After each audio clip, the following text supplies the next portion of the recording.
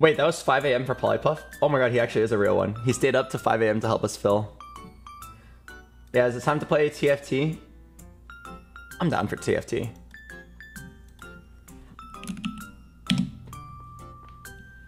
Yesterday's PvE lobby was so fun. Yeah, it's really rare that you get like 8 streamers all together. I usually hate large groups, but that one worked out pretty well. Oh, PvE is down. I see. All right, something else then. How did they say how long PvE is down for? 1 to 3 hours. I see. Okay, we can do something else. Oh, I got a really funny message. I got a really funny and unusual message. Let me swap my scene now. A really funny and unusual message from my YouTuber, my Mr. YouTube. His name is Tim. He said to me, "BoxBox, we have too much league footage. Go play some Valorant." I was like, really? Too many league tubers recently. Go get a Valorant tuber. I'm like, I suck ass at Valorant. I can try. I'm very bad at it. I think I'm literally silver. I'm legitimately silver. Something about that game does not click in my head. Speaking of click in my head, I cannot click heads. That is probably why I am silver. Can we ask you about the health issue? Oh yes.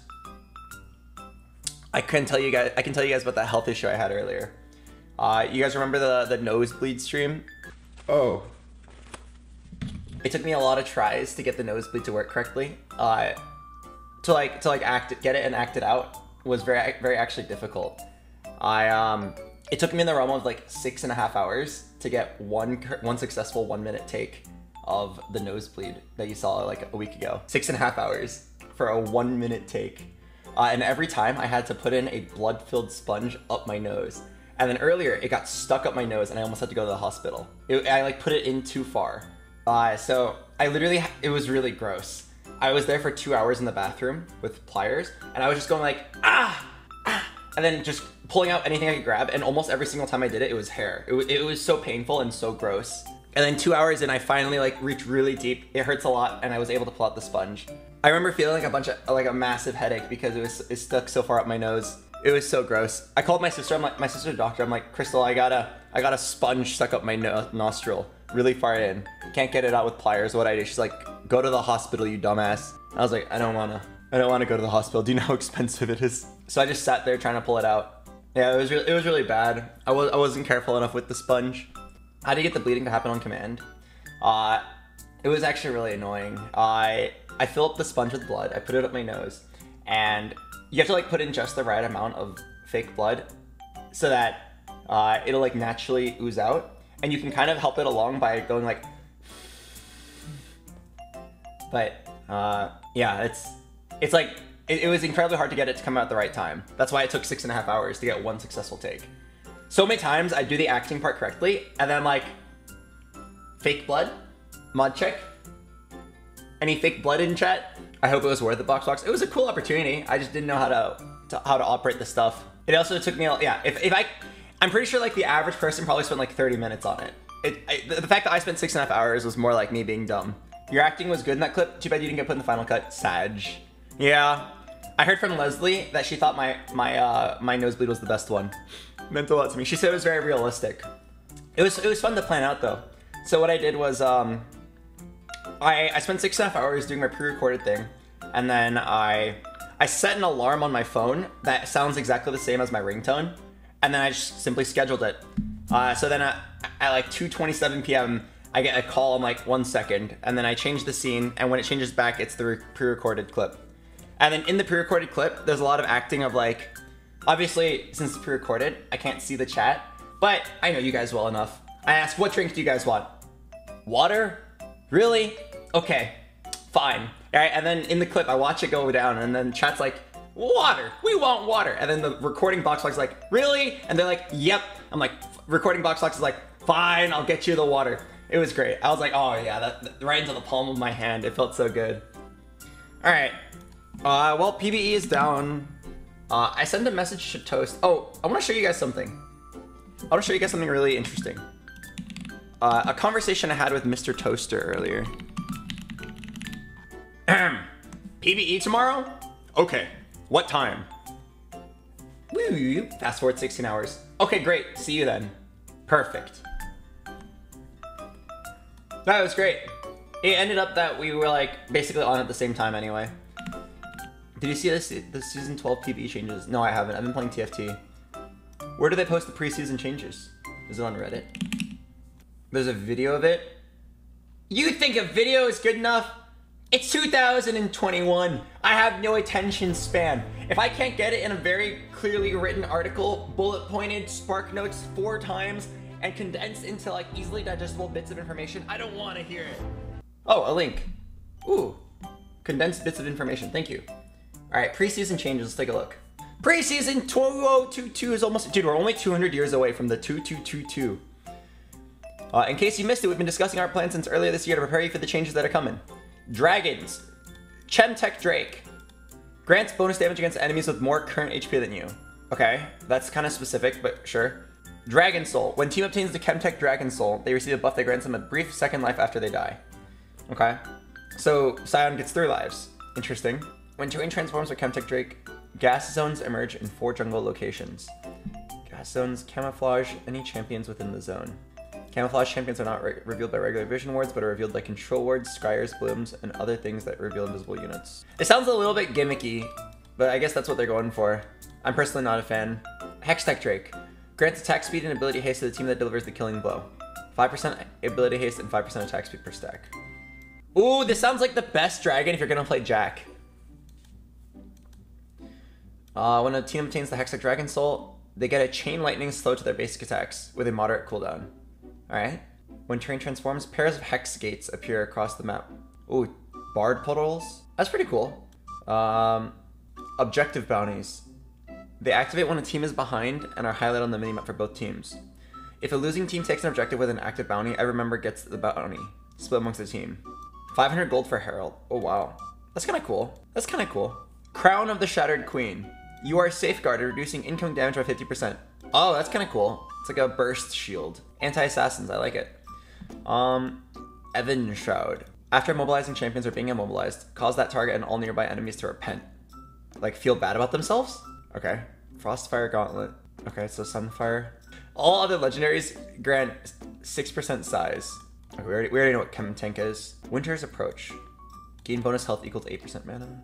Strike a target with an ability to consume a charge and gain 3 bonus mana. Fimbulwinter. Oh, you get a shield. Interesting. Okay, a lot of interesting new items. Whenever a champion dies within 3 seconds of having a damaged... Whenever a champion... Grammar? Hello? Mod check? Refresh. Whenever a champion dies within 3 seconds of having a damaged them... What? Wait, am I stupid? Whenever a champion dies within 3 seconds of having a damaged them... What are they trying to say? Whenever a champion dies within 3 seconds of having damaged them? I see. Refresh 25% of your... Okay, so everyone's like a little bit of a Katarina. Shadow Flame. Gain the max penetration flush. After damaging 3 champions with 3 separate attacks or spells. Oh, it's like Electrocute. Gain 30% movement speed. Oh, it's that thing. Keystone. It's Phase Rush. Okay. A lot of these items are like basically the same. Ooh, Lethal Tempo is now just Jax. Oh my god. Oh my god, this is... I can't wait to play Jax and take the Jax rune. Glacial Augment, whatever. First Strike. Damaging enemy with the damaging an enemy champion with an attack or ability before they do. Grants 5 gold and First Strike for 3 seconds, causing your attacks to deal more damage. This is really specific. Because some champions are just better at getting First Strike than others. So like, what if you take First Strike? What if you take like... What if you're like... Who's really good at First Striking? Someone with like a long-range targeted ability. I'm basically thinking like, you pick the second best First Strike champion, and then you end up facing the best First Strike champion. And it's just like awkward. Oh, hey, Caitlyn could always do it with her ult. That's really funny, actually. Oh, Gangplank could probably easily do it. I wonder what the cooldown is. Rift Scuttler. We believe that the Rift Scuttler is too impactful in deciding the outcome of the game. Well, yes. When your jungler flashes in for it and dies, you usually lose the game. We're reducing its importance and resolving the encounter more quickly. Now that it's squishier, you and your enemy can defeat it more easily, and in short, back off to safety sooner. 80% reduced EXP. Okay. I guess this is fine. I don't have that many thoughts on it. Here, wait, let me go really deep into my brain and try to come up with some thoughts. Because I'm sure you guys are probably sitting here like, pause champ, what is your opinion, Mr. Streamer? Yes, I'm an influencer. I must have an opinion so then you guys can take my opinion and claim it as your own. I think... Okay, controversial opinion. I'm really sorry if you disagree with me. but I really strongly do believe that this preseason change will increase the amount of items that I have to memorize in order to play well. Oh God, I'm sorry. I know it's a controversial opinion. I'm sorry if you disagree. I'm sorry. I spent a lot of time thinking of that. Oh God. I can keep going. I think that the 2 new dragons is a bad idea. No, I'm not even kidding. I already feel like 4 dragons is RNG enough. So I think 6 dragons is like, I think it's like a little bit too bad. Like, I think Riot's probably worried that people are getting too good at the game and it's becoming too much of the same thing. But I could imagine in competitive play, the dragons are going to make the game like too random. It'll be like, yeah, if we get one of these 4 dragons, we are massively advantaged with this team comp. But if we get one of these 2 dragons, we are not advantaged. Then you get like those 2 dragons, and then it's like, oh, okay, well, we just lose. Like, imagine playing Kiana, and then it's like Mountain Soul, right? You're just like, oh, heck yeah. And then this Chemtech Drake probably massively benefits assassins, people who want to like not be seen. I don't know who the Hextech Drake is gonna boost. Oh, it's gonna boost people like Jax, who benefit from who benefit from this. I know it's like not that big of a deal, and like if you're better than your opponent, you'll still usually win anyway. But if 2 teams are very closely matched, I could see it coming down to Dragon RNG. And like, I'm fine with the dragons being different every game, but I was really hoping that one of the changes we would see is in champ select, you can see what soul it is, right? We don't have to know the exact order of the dragons, but I would like to know like, oh, this is like a Cloud Soul game. This is like a good game to pick this champion. I think the fact that you pick your champions, do your draft, and then halfway through the game you find out is kind of annoying. Hello, Inzen Phoenix. Now, let me make it very clear. I disagree with this change, but I can see why they did it. They probably want every game of League of Legends to feel very different, or as different as possible. So they're making it so that you cannot just like prepare and memorize one thing. I have a great metaphor for this actually. I really like this game called Legion TD2. If you've been watching my stream, you probably saw me play it a couple days ago. And what they do in their game, it's a competitive tower defense where you want to like min-max as much as possible, spend as little gold on defense as possible while still surviving, and spending the rest on upping your income to scale into the late game. What I really like about this game though is that they give you random units.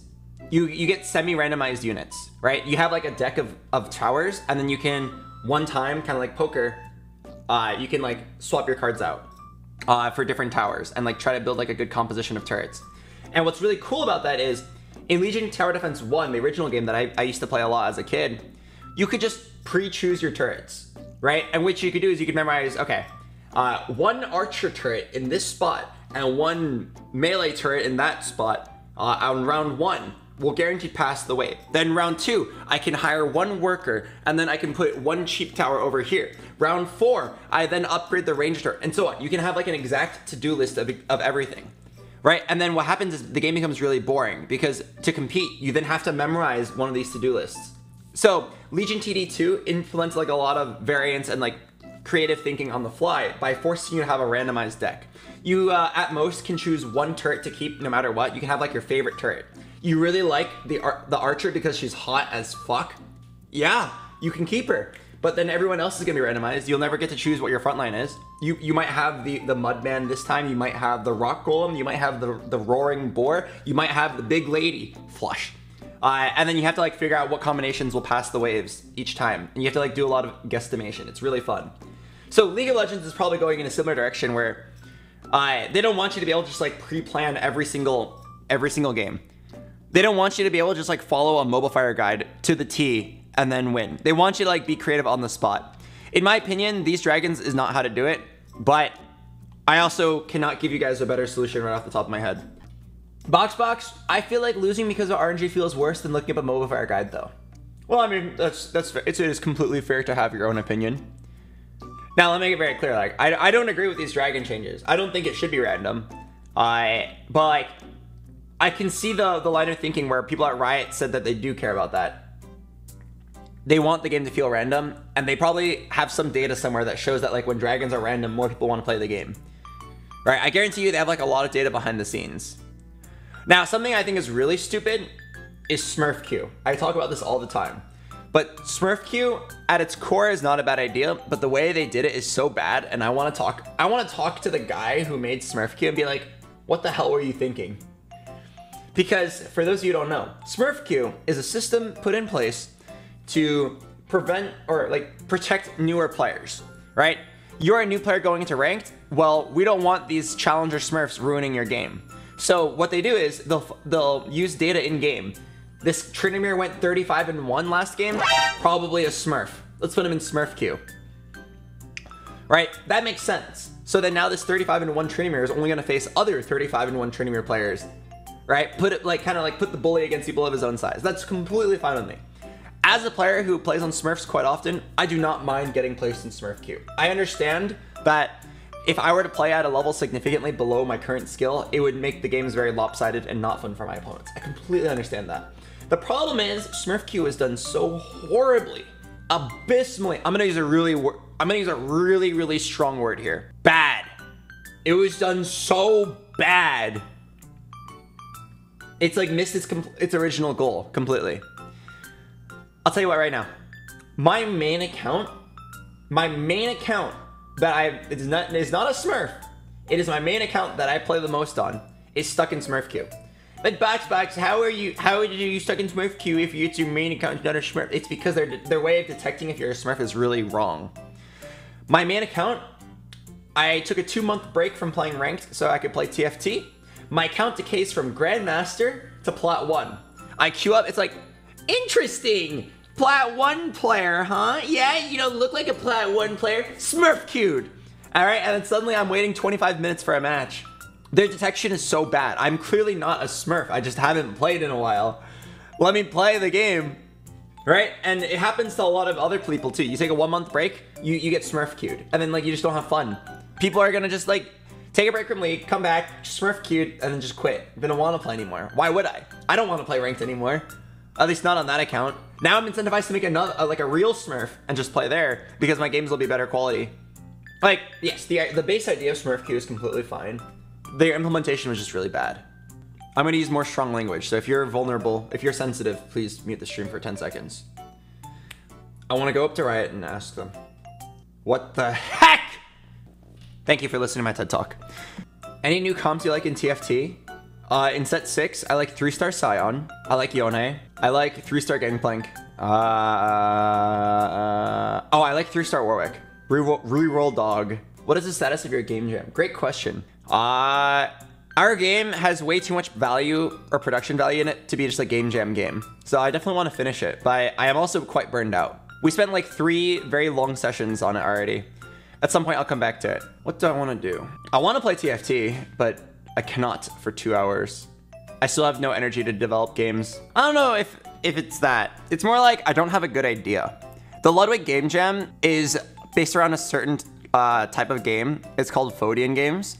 And it's like those really aggravating games like Getting Over It or Pogo Stick, those kinds of games. And I don't have a good idea. If I did, maybe I would try to develop it. How about React Andy?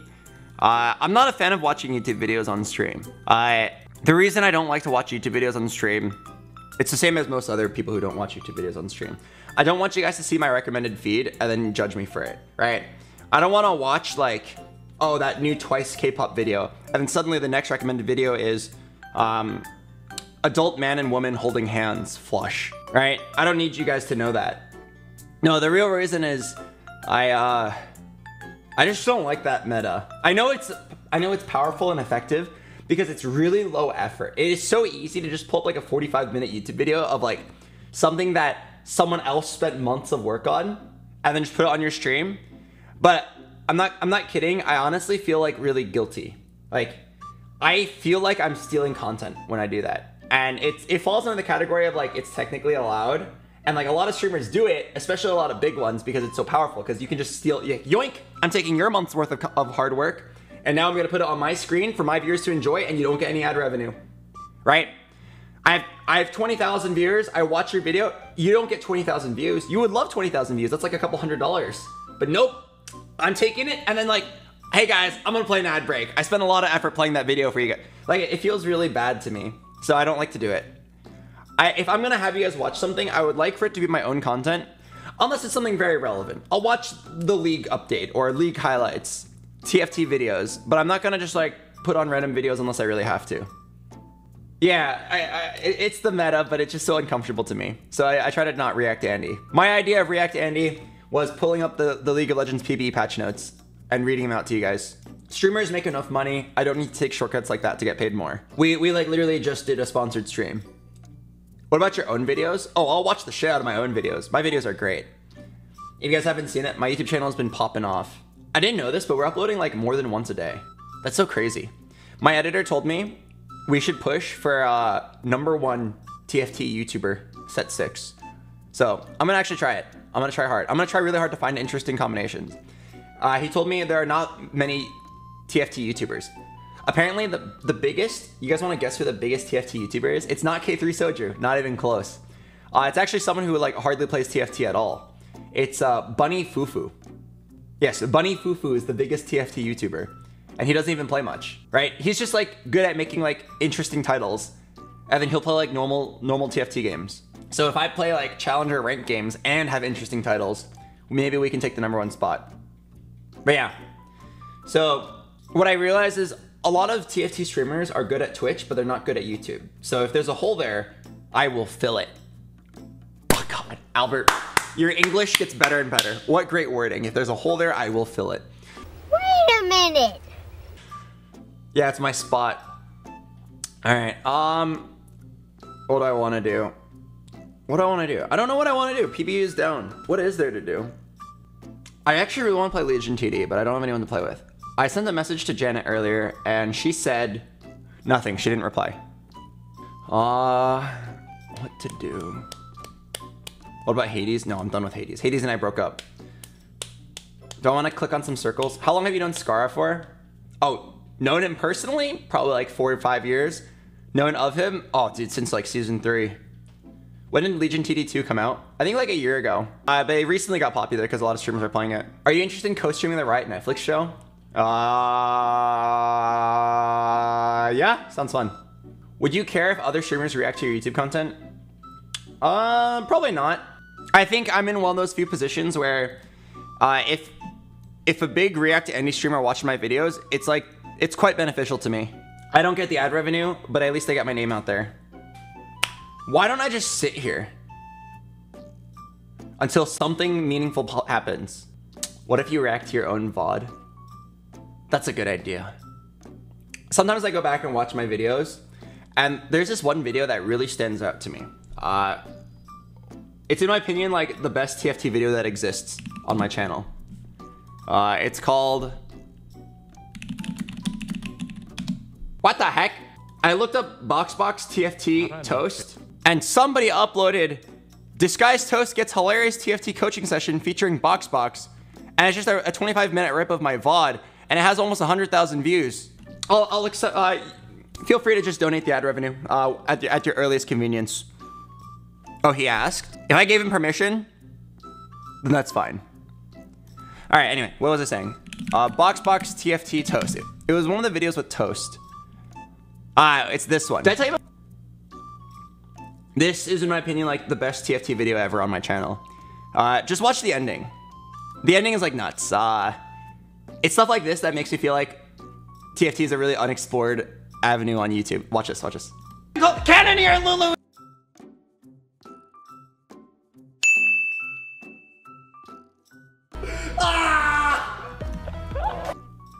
That's my favorite video ever. Toast has a way of bringing enthusiasm to every single game. It's very impressive. This one line in particular. Bop bop! Trucks twice, babe! Right here.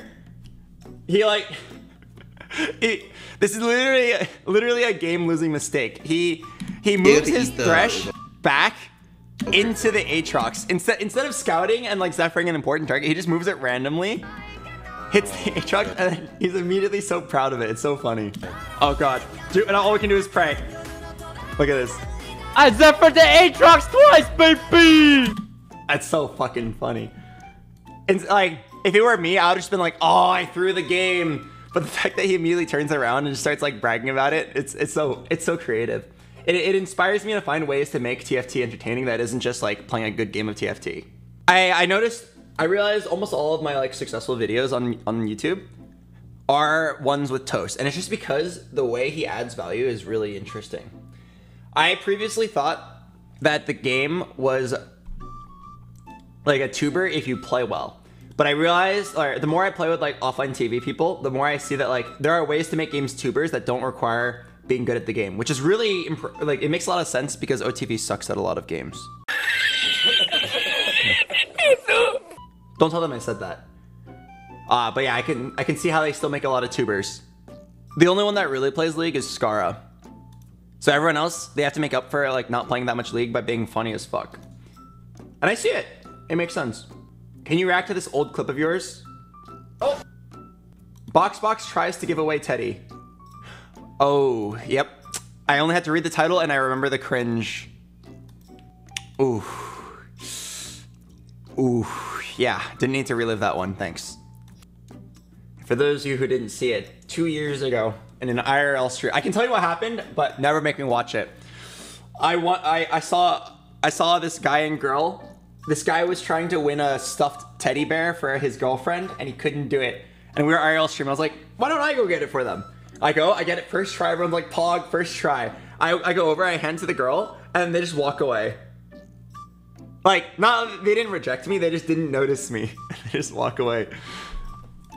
Oh god, I don't need to remember that. It was one of the fattest oofs I've ever seen. Here's the animated TFT video. What's this? Oh?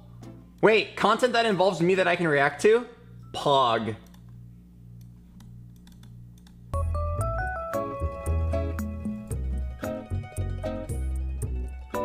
What does Albert know? He just came 7th.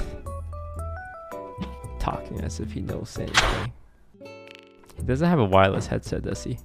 Alright, I'm back with my wireless headset that could hear everything.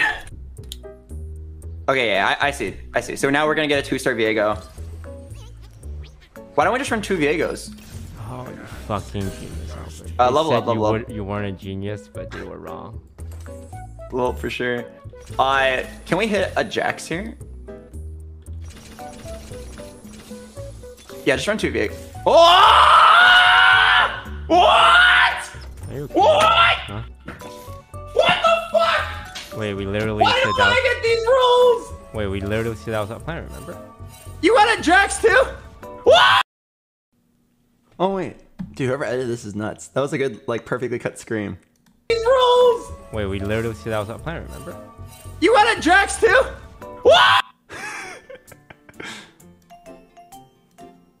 Wow, that's impressive. Wait, what? The game is not available in your region? What?